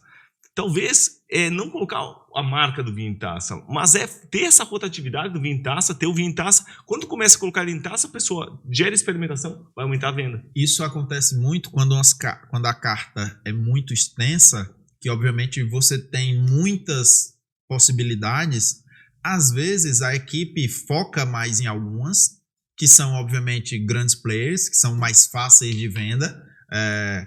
Entretanto, tem algumas que vão ficando ali descansando e obviamente o que está parado não me gera.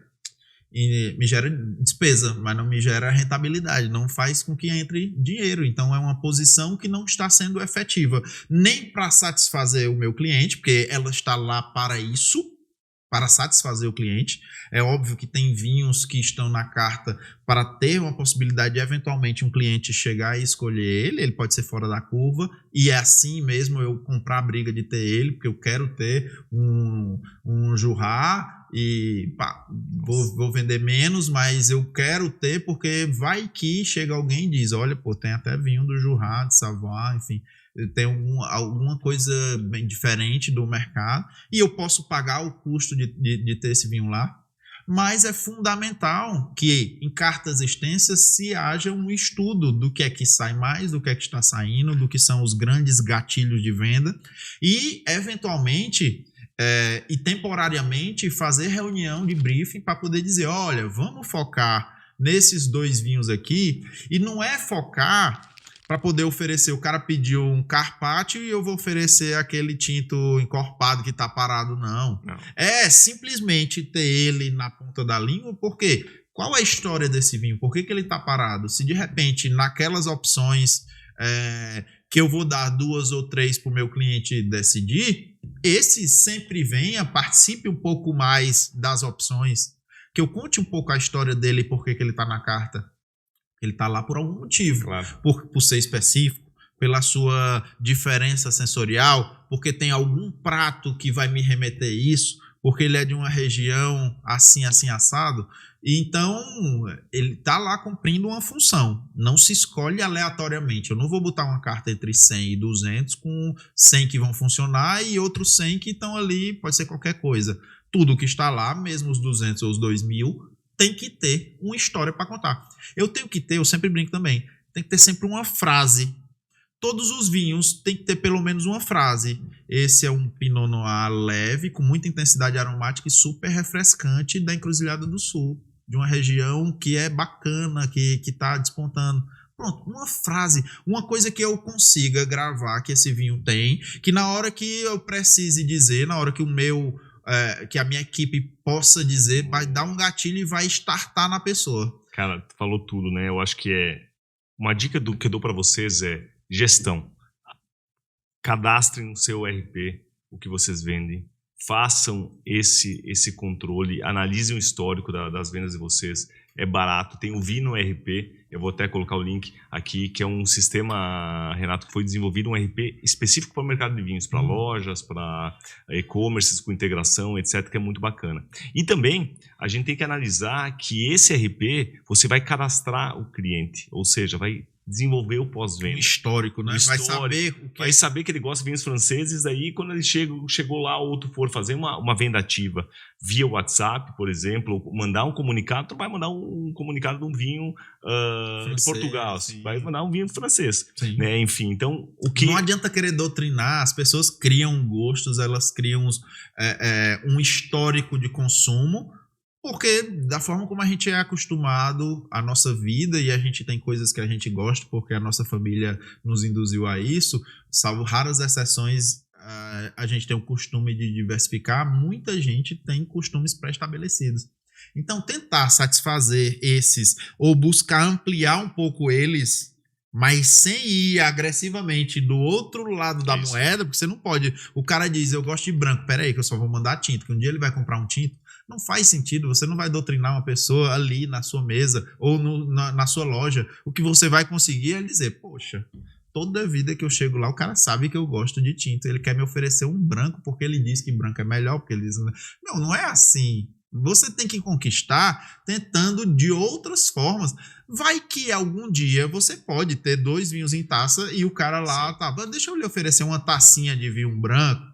E aí você dá uma tacinha de vinho branco, não custa nada para você estar dentro ali do universo de apresentações que a gente tem que ter. Faz parte do marketing, faz parte do savoir-faire, do estreitar laços, do acolhimento de um restaurante ou de uma loja. Ter ali alguma tacinha para degustação.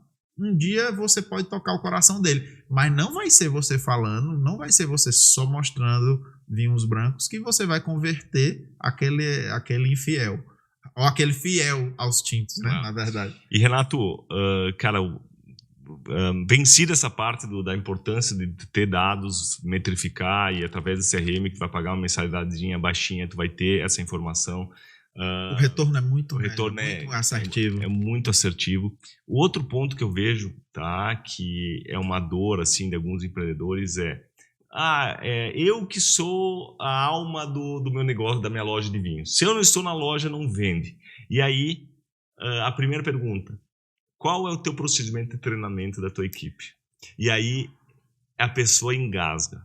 Tu tá sendo literalmente um líder e tá educando os teus colaboradores. Eu queria, cara, como tem também, a gente tem essa horas de taça e horas de mercado de vinho, anos de mercado de vinho. Queria que desse algumas dicas aí para os empreendedores de como desenvolver treinamentos para a brigada, ou seja, para o atendente de uma loja física, um atendente do call center, ou até um atendente, um garçom, ou um atendente de bar e restaurante, para ele conhecer todo o portfólio, tá? E também não oferecer os mesmos, né? Porque às vezes a gente tem uma equipe viciada que só oferece os mesmos porque ela conhece. É fácil. Existem players que se vendem só.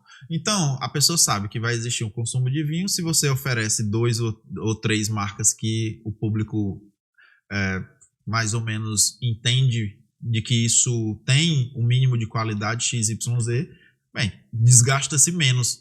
Entretanto, você não vai oferecer a melhor oportunidade. Quando você congela em 4 ou 5 vinhos que você só oferece, que a equipe só oferece isso, você não está cumprindo o seu papel de oferecer o melhor serviço. Para mim, sempre eu digo, é um exercício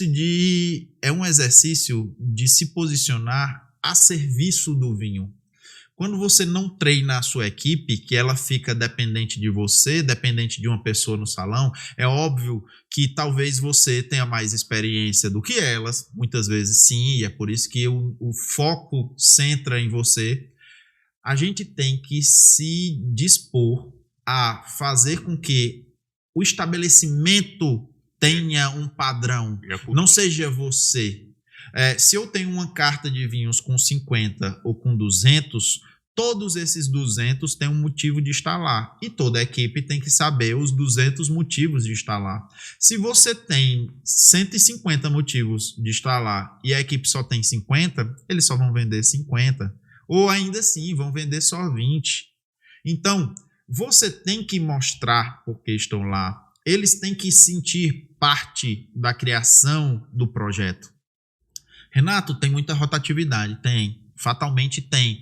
Toda vez que se incorpora uma pessoa nova, é fundamental que você tenha, por exemplo, um outro processo de recepção, de enquadramento, de posicionamento. Você tem que contar toda a história de novo, fatalmente. Não tem como. São 200 histórias que você tem que contar, 200 frases que você tem que contar, 200 gatilhos de venda que você tem que contar.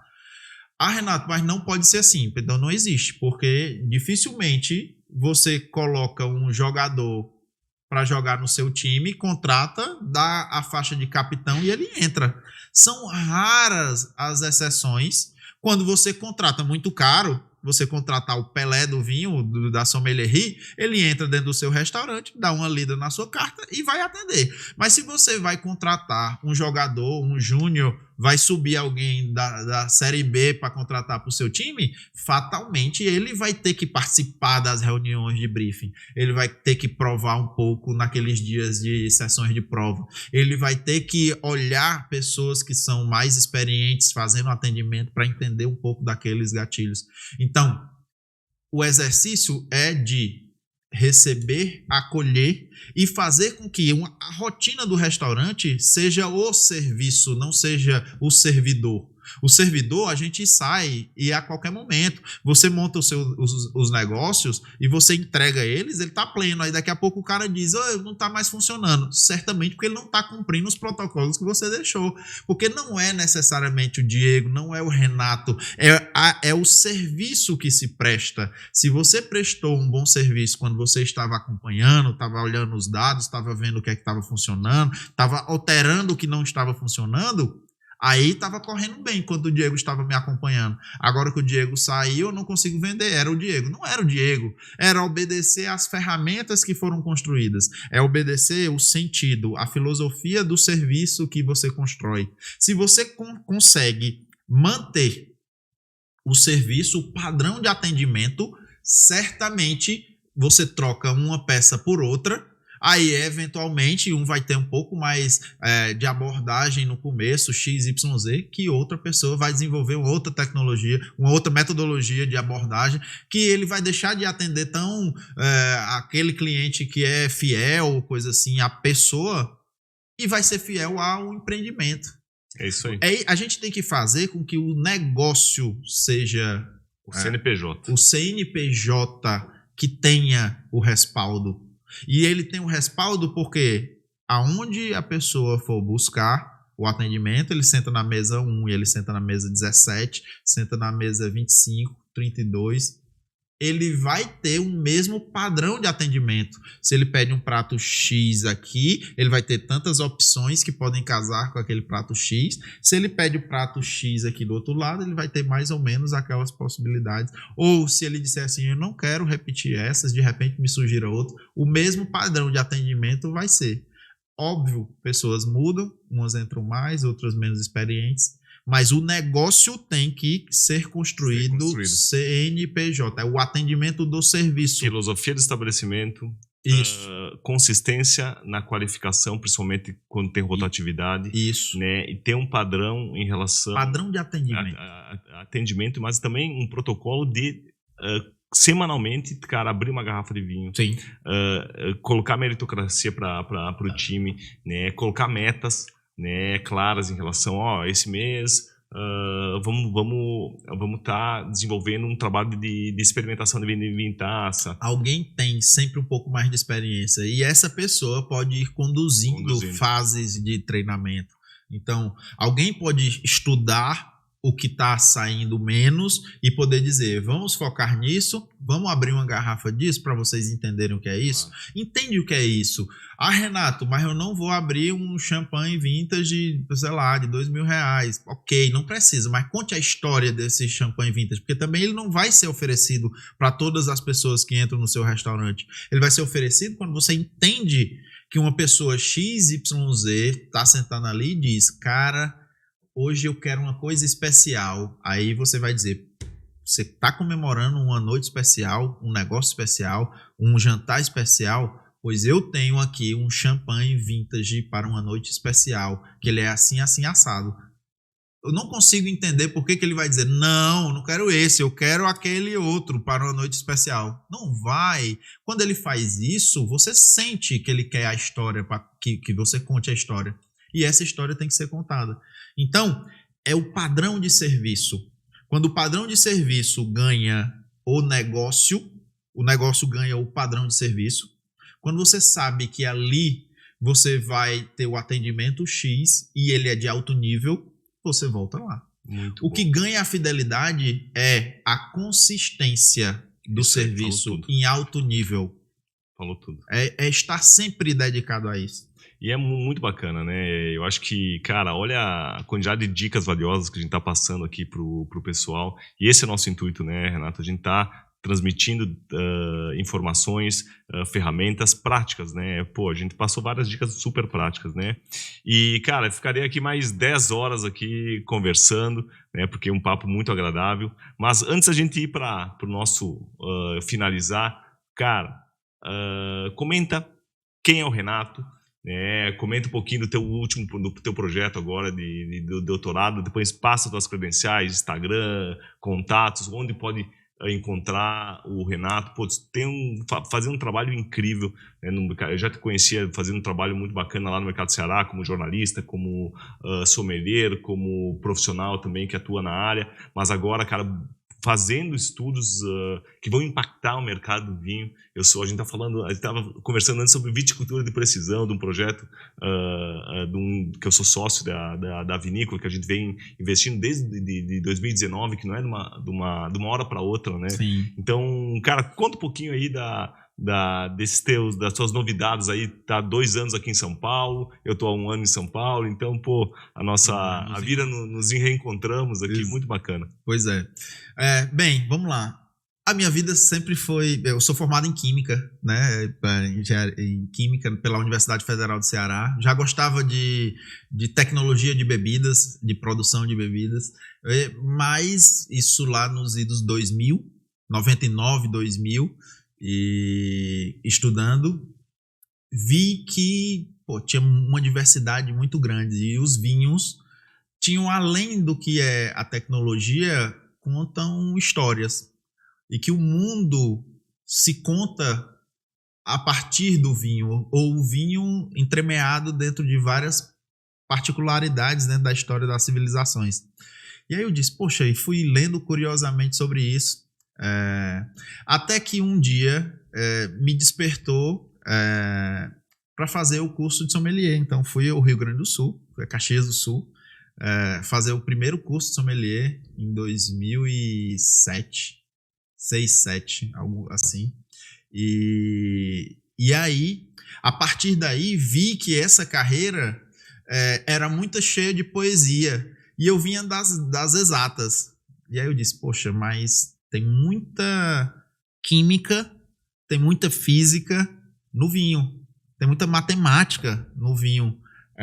Para chegar a esse produto que conta uma história regional, que conta uma matéria-prima diversa, das várias espécies de uvas que são influenciadas pelo clima, pelo solo, pela inclinação, pelo tudo, e depois de colhidas, a forma como ele chega até o final da sua produção para entregar isso, tem várias fases que são muito poéticas. Eu digo, poxa, mas tem muita ciência por trás disso.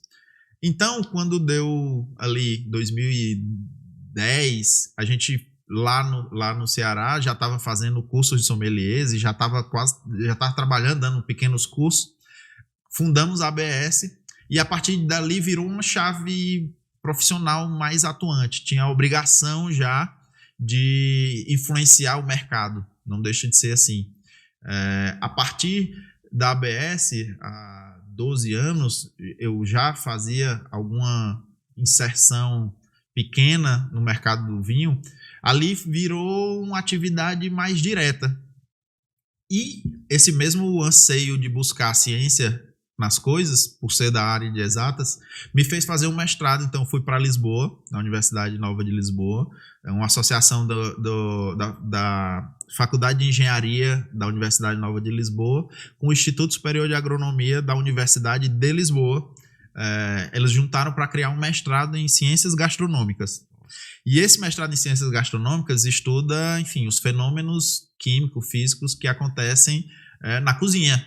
Então, o que é a formação de um pão? O pão, para crescer o pão, eu tenho que ter uma massa, tem que ter uma formação de rede de glúten, tem que ter uma fermentação que desenvolve gás, CO2, e o gás entremeado na nuvem, nas teias de glúten, vai crescendo uma massa e depois eu queimo e congelo. Vamos dizer assim, estabeleço uma estabilização daquelas bolhas, ou seja, de uma espuma sólida. Isso é ciência pura. Tudo os efeitos da caramelização nas carnes, que nada mais é do que reações que acontecem quando você tem altas temperaturas, e enfim, esse universo era gigante, e dentro do vinho existe tudo isso. No meu caso, academicamente, eu enveredei pela parte de análise sensorial. Entender as percepções e diferenças entre matéria-prima de locais diferentes que se desenvolvem diferentes. A Chardonnay de Chablis ou de Champagne é completamente diferente da Chardonnay da Califórnia, do Napa Valley, e como que um DNA igual se manifesta de formas diferentes. Tem evoluções, tem níveis de amadurecimento, nem falando das produções, do tanto de madeira que passa, mas a base em si é diferente. E como é que o meu corpo entende isso? Como é que a gente fisiologicamente percebe os atributos sensoriais de um vinho e como é que a gente processa isso? Como é que a gente cheira um vinho de Chablis, sente cheiro cítrico de limão Tahiti, um suco de limão Tahiti, e como é que sente o cheiro de abacaxi caramelizado, de manteiga, de mel no Chardonnay californiano? Então isso tudo me intrigava e academicamente fui estudar isso. Então o meu mestrado, a minha dissertação é sobre a percepção sensorial, a forma como as pessoas degustam pelo método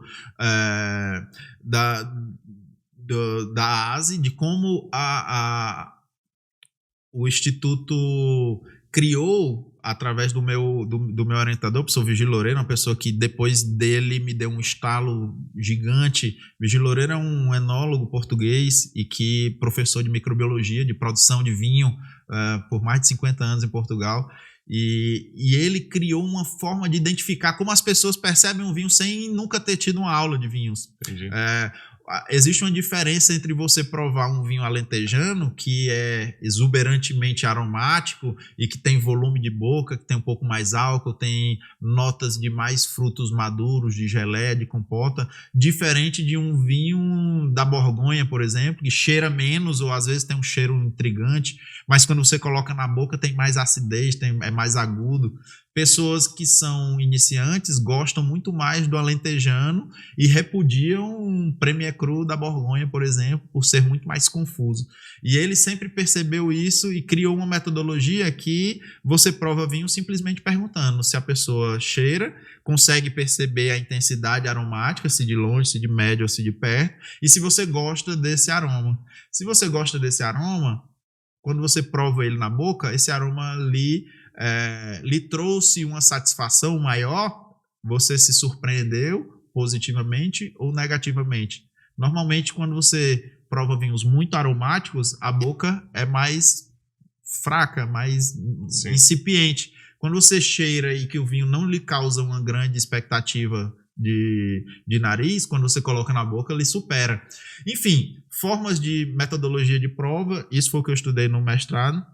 Depois, quando voltei, enfim, já comecei a escrever desde 2014, 15, já no jornal, então já tenho, sei lá, quase mais de 80 colunas escritas no jornal O Povo, do estado do Ceará. E ali, enfim, e continuei dando consultorias e tudo, até que quando deu a pandemia eu disse, pronto, preciso dar o último passo acadêmico. Porque eu sempre quis, uma das coisas que eu observava era que quem era da prática, porque eu sempre fui da prática, sempre dei consultorias treinando pessoas a como atender, como acolher, como perceber vinho, ensinando pessoas a gostar de vinho, a entender um pouco sobre como é que funciona o vinho sensorialmente. Eu queria academicamente evoluir nisso. Então, eu não vejo ninguém que é da prática ter estudo acadêmico formal, assim, fazer uma graduação, às vezes tem gastronomia, ok, mas um mestrado voltado a vinhos e um doutorado menos ainda, né? E aí eu quis evoluir nisso, porque já dava aula na universidade também, então passei algum tempo dando aula na universidade, me licenciei para fazer o doutorado. Então, resolvi fazer o doutorado, mas não queria passar tanto tempo fora. Doutorado são 4 anos. Quis mostrar serviço em São Paulo. Então, busquei o local onde eu tinha mais referências, que era na Unicamp, um dos maiores laboratórios de estudo do consumidor da América Latina. Então, acho que é um grandíssimo centro onde a indústria do vinho pode se apoiar para poder entender um pouco mais o consumidor. Lá é um laboratório de estudos sensoriais do consumidor, ou seja, é um laboratório de ciências sensoriais, estuda o consumidor, estuda todos os produtos alimentícios e como esses produtos podem ser aceitos, como a substituição de um determinado ingrediente pode impactar ou não. Ou seja, financeiramente, se eu substituir um ingrediente X, Y, vai ter uma melhor percepção, uma melhor aceitação para o público. Se o valor entre esse e aquele ingrediente vai fazer sentido no final. No meu caso, apliquei a vinhos. Eu sou o único pesquisador hoje diretamente relacionado a vinhos lá no Laboratório de Estudos Sensoriais da Unicamp. E, enfim, é um grande desafio. É um grande desafio que, inclusive, ainda vamos conversar sobre isso, mas precisamos de amostra, que a indústria veja que é um grande potencial e enveredar por isso, estudar isso. Porque imagine você que, para você produzir, você tem que entender para quem que você está produzindo. Se o que você está produzindo está atingindo o objetivo que você quer, é o público que você quer. E tudo isso são respostas que, a partir de amostragens, você matematicamente consegue resultados.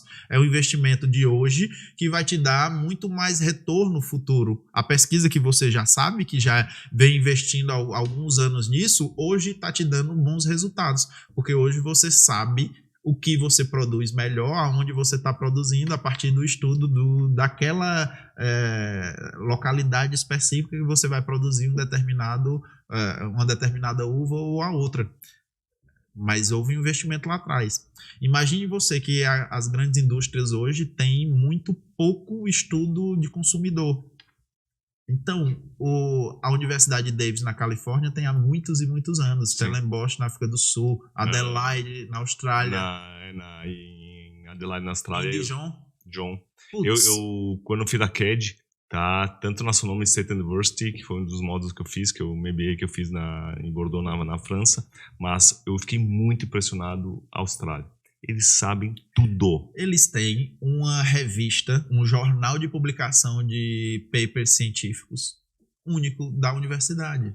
Ou seja, o mundo todo concentra a ciência, a evolução da ciência na própria Universidade de Adelaide. Ou seja, nós temos um potencial de crescimento industrial no vinho, você estuda isso muito mais do que eu. O brasileiro, nós temos mais de 210 milhões de habitantes no país e nós consumimos 2 litros ou pouco mais do que isso por pessoa ano. Se a gente só dobra isso... Acabou tu imagina o potencial que a gente tem, que a indústria brasileira tem, de que se investir em pesquisa hoje, daqui a 5, daqui a 10 anos... vai ter um produto muito mais aceito, vai ter uma migração muito maior, vai ter um apelo de identidade muito maior, porque vai na Argentina, vai em Portugal, vai na Espanha para saber o que é que eles consomem. Consomem os vinhos deles. É isso aí. Então, e por que o brasileiro hoje... mas é por causa do preço, é por causa de X, por causa do Y. O preço certamente é uma comparação custo-benefício. Certamente. A gente pode descobrir na pesquisa qual é o X produto de qualidade dentro daquele ticket de preço que a gente vai pesquisar. E como é que a gente chega nisso? Você está entendendo que existem diversas formas de pesquisar, diversas formas de entender o consumo, de entender o consumidor brasileiro, de entender o que é que ele anseia para poder a indústria do vinho ser mais assertiva. O que a gente está falando aqui sobre receber em casa, receber no restaurante, sobre receber no empório, está tudo estratificado, serve para a indústria. Total. Só que a indústria tem que investir como os estabelecimentos investem no consultor experiente, investem no sommelier experiente, as indústrias têm que investir numa pesquisa aplicada ao estudo do consumidor. Então, hoje eu estudo a influência que os gostos básicos, como é que o público percebe o sal, o gosto doce, o gosto salgado, o gosto amargo, o gosto umami, e como é que isso direciona a percepção sensorial do vinho. Como é que o vinho se comporta depois que eu tenho uma boca saturada do gosto doce. Então, nós vamos criar um painel de provas, treinar, para entender os atributos que serão analisados. Depois essa pessoa vai provar vinhos e elas vão, esse painel de prova vai estabelecer, de acordo com a ficha determinada dos atributos principais que a gente vai estabelecer. E depois a gente vai fazer algumas sessões fazendo saturações. A pessoa vai consumir, aí eu também não posso evoluir na metodologia, mas, enfim, vamos fazer submissões de gostos básicos e provando o vinho em seguida, elas vão aplicar de novo a técnica sensorial e nós vamos ver para que lado ou qual a interferência que o gosto doce. E certamente vai levar muito mais inteligência para o mercado e a gente vai conversar depois, mas conta comigo aí para a gente conseguir essas amostras e ajudar aí no desenvolvimento, porque quanto mais informação, quanto mais a gente entender, eu assino, cara, a Ideal, assino o Wine Intelligence, eu sou aficionado em entender o consumidor brasileiro, porque cada vez mais, se a gente entender o comportamento do consumidor, a gente vai conseguir apresentar produtos que estão mais conectados para eles. Às vezes, o brasileiro gosta de produto com residual de açúcar. Mas quem diz que o produto de residual de açúcar é um produto de baixa qualidade? Sim. Isso foi um estigma do passado. Hoje a gente tem vinhos com residual natural. Existem vários produtos estrangeiros que têm açúcar residual, que são aclamados. Primitivo, entre o Negro Amaro, entre outros. Amarões e muito renomado, Sauternes. Super renomados, né? Então acho que isso é importantíssimo, acho que para dar o drive do mercado. E Renato, como as pessoas se encontram no Instagram? Pronto, Instagram é muito fácil. Renato Brasil Sommelier. Tudo junto. Renato Brasil Sommelier. Acho que se entrar em contato com lá, respondo sempre na hora. Quem estiver aqui por São Paulo, quem quiser passar lá no Empório Fazano, também recebo todos. Sexta-feira eu vou lá. Tem uma oportunidade de provar vinhos, tem lá um espaço onde nós fazemos encontros de vinhos às quintas-feiras, e aí alguns temas que são definidos por mim, enfim, de alguma forma eu quero mostrar, sei lá, um dos próximos temas é contar a história do mundo através dos vinhos. Então tem um vinho armênio, tem um vinho libanês, eu tenho um vinho da Sicília, vou ter um vinho da Provence, enfim. E aí nós vamos provar isso contextualizando noções de harmonização. Existem dias que eu quero falar sobre como entender vinhos brancos e tintos, então tem 3 estilos de branco, 3 estilos de tintos. Noções de harmonização, beliscando algumas coisas ali da salumeria, coisas do produtos do empório. Pois é, também. Enfim, é isso. Lá no Empório Fazano. Quem tiver qualquer dúvida em relação e interesse em relação à pesquisa, fala comigo no Instagram, se apresenta, a gente rápido troca o WhatsApp. Eu quero ampliar essa rede de pesquisa, essa rede de estudos. Eu acho que o Brasil ainda tem muitíssimo a crescer com isso. Certamente os produtores vão crescer muito quando investir no entendimento do consumidor. Imaginem que a McDonald's não vende o que vende se não estudar, a Nestlé, a Coca-Cola, e tudo isso são produtos que se criam, que se identificam a partir da identidade do público que quer atingir. Tudo que a gente falou hoje sobre acolhimento, sobre prestar um bom serviço, vem de pesquisa, vem do estudo de quem que você quer atender e como que você vai atender melhor. Volta, né, no bom atendimento, né, para aumentar a venda do seu negócio, é compreensão do seu público, né, para a gente ser cirúrgico para ofertar uma boa experiência e um bom produto. Mas muito bacana. Então, Renato, mais uma vez, muito obrigado pela participação. Eu agradeço demais. Estou sempre à disposição. Tem que beber, né? Estarei sempre à disposição. Estou lhe aguardando lá no Empório. E vamos certamente fazer outros episódios mais direcionados. É um grande amigo. E que bom, eu não sabia que estava aí em São Paulo. Quando descobri, fiquei muito feliz. Muito bom. Pessoal. E mais uma vez, quero agradecer. Então, todas as quinta-feiras, nós estamos aqui. Também nas terças-feiras, às 9 horas da manhã, temos aulas. Né? Então, se inscreve no link abaixo aqui na descrição, nas nossas lives, nossos conteúdos. Né? E também não deixe de dar seu like, deixar seu comentário e vamos compartilhar esse conteúdo para expandir a cultura do vinho no Brasil através de empreendedores que são eficientes no seu negócio. Então, um abraço. Até.